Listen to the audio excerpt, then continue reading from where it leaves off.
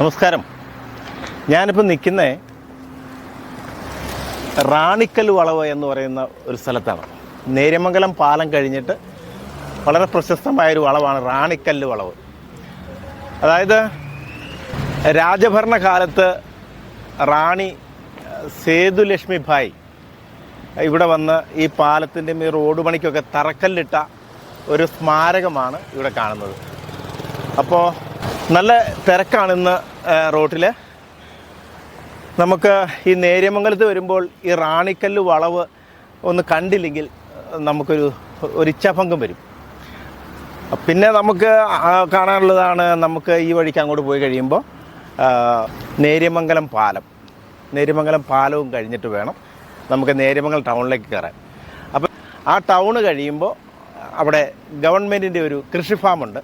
ഇന്ന് അവിടെ ഒരു കൃഷി ഫെസ്റ്റ്, നേര്യമംഗലം ഫാം ഫെസ്റ്റ് നടക്കുന്നുണ്ട്. അപ്പം നമുക്ക് അവിടെ പോയി അതൊക്കെ ഒന്ന് കാണാം.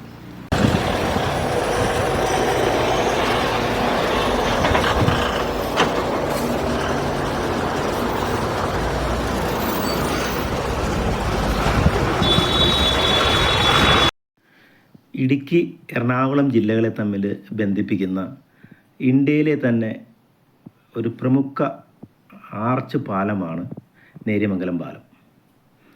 ഇത് നിർമ്മിച്ചിരിക്കുന്നത് സുർക്കി മിശ്രിതം കൊണ്ടാണ്. 1924 ഇതിൻ്റെ പണി തുടങ്ങിയത്. 10 വർഷമെടുത്തു ഇതിൻ്റെ പണി പൂർത്തീകരിക്കാൻ വേണ്ടി. 1934 35 ഇത് തുറന്നു കൊടുത്തത്. ഇന്നത്തെ പോലെ യന്ത്ര സാമഗ്രികളൊന്നും തന്നെ അന്നത്തെ കാലത്ത് ഉണ്ടായിരുന്നില്ല. അതുകൊണ്ടാണ് അത്രയും ദീർഘകാലം കൊണ്ട് ഈ പണി പൂർത്തീകരിക്കേണ്ടി വന്നത്. തിരുവിതാംകൂർ മഹാറാണി സേതുലക്ഷ്മി ഭായിയാണ് ഈ പാലം നിർമ്മിക്കുവാനും ഇതിലൊരു പാത തുറക്കുവാനും വേണ്ടിയുള്ള കാര്യങ്ങൾക്ക് മുൻകൈയെടുത്ത് തറക്കല്ലൊക്കെ ഇട്ടത്. അതൊക്കെ മുമ്പ് ആലുവ മൂന്നാർ ഒരു റോഡുണ്ടായിരുന്നു. ആലുവയിൽ നിന്ന് മാങ്കുളം വഴി വനത്തിലൂടെ ഒരു റോഡായിരുന്നു ഉണ്ടായിരുന്നത്. ഇതുപോലത്തെ വലിയ കൊക്കകളോ ചെങ്കുത്തായ മലനിരകളോ ഇല്ലാത്ത റോഡായിരുന്നു. പക്ഷേ 1924 ഒരു പ്രളയമുണ്ടായപ്പോൾ ആ പാതയും അവിടെ ഉണ്ടായിരുന്ന റോഡുകളെല്ലാം ഒലിച്ചുപോയി. പിന്നീട് മഹാറാണി ഈ നേര്യമംഗലം അടിമാലി വഴിക്ക് റോഡ് ഉണ്ടാക്കുന്നതിനുള്ള തീരുമാനങ്ങൾ കൈക്കൊള്ളുകയായിരുന്നു. ഈ വഴിക്കുള്ള പാത തുറക്കുന്നതിന് വലിയ പാറ പൊട്ടിച്ച് റോഡ് നിർമ്മിക്കുന്നത് അതിദുർഘടമായിരുന്നു.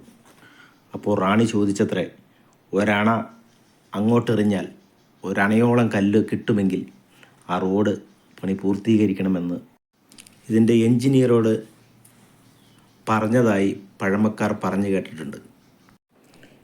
ഇപ്പോൾ ഏകദേശം 100 വർഷം പിന്നിട്ടിരിക്കുന്നു. അതിനുശേഷം പെരിയാറിന് കുറുകെയായിട്ട് ഒരു പുതിയ പാലം വരികയാണ്. ഇതിൻ്റെ പണി പൂർത്തീകരിക്കുന്നതോടെ ഹൈറേഞ്ചിലേക്കുള്ള യാത്രാ സൗകര്യം 10 മടങ്ങ് സുഗമമാകും. നല്ല വീതിക്കും ഭംഗിയുമായിട്ടാണ് ഇപ്പോൾ ഈ പാലത്തിൻ്റെ നിർമ്മാണം നടക്കുന്നത്.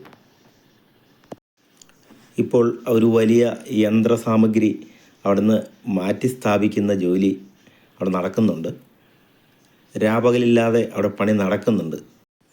പെരിയാർ ഇപ്പോൾ വളരെ ശാന്തമായി ഒഴുകുന്ന ഒരു സമയമാണ്.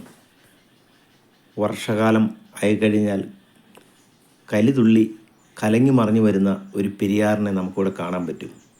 എന്നാൽ വേനൽക്കാലം തുടങ്ങുമ്പോൾ കണ്ണീരിൻ്റെ പരിശുദ്ധിയിൽ ഒരു ശാലീന സുന്ദരിയായി ഒഴുകുന്ന ഒരു പെരിയാറിനെയാണ് ഇപ്പോൾ നമുക്ക് കാണാൻ കഴിയുന്നത്. കാവ്യഭാവനയിൽ ഒരുപാട് കവിതകളും സിനിമാ ഗാനങ്ങളും എല്ലാം ഈ പെരിയാറിനെക്കുറിച്ച് നാം കേട്ടിട്ടുണ്ട്. വയലാറിൻ്റെ തൂലികയിൽ ഈ പെരിയാറിനെക്കുറിച്ച് എത്രയെത്ര ഗാനങ്ങൾ നാം കേട്ടിരിക്കുന്നു. അതുപോലെ നമ്മൾ മൂളിപ്പാട്ട് പാടിയിരിക്കുന്നു. ഇപ്പോൾ ഞാൻ നമ്മുടെ കൃഷിഭവൻ്റെ ഫാം ഫെസ്റ്റ് നടക്കുന്ന കവാടത്തിലേക്ക് എത്തി. ഇനി ഇതിൻ്റെ അകത്തേക്കുള്ള പ്രവേശനം തുടങ്ങുകയാണ്. അത് നമുക്ക് നാളെ മറ്റൊരു വീഡിയോയിൽ കാണാം. അതുവരെ എല്ലാവർക്കും നമസ്കാരം.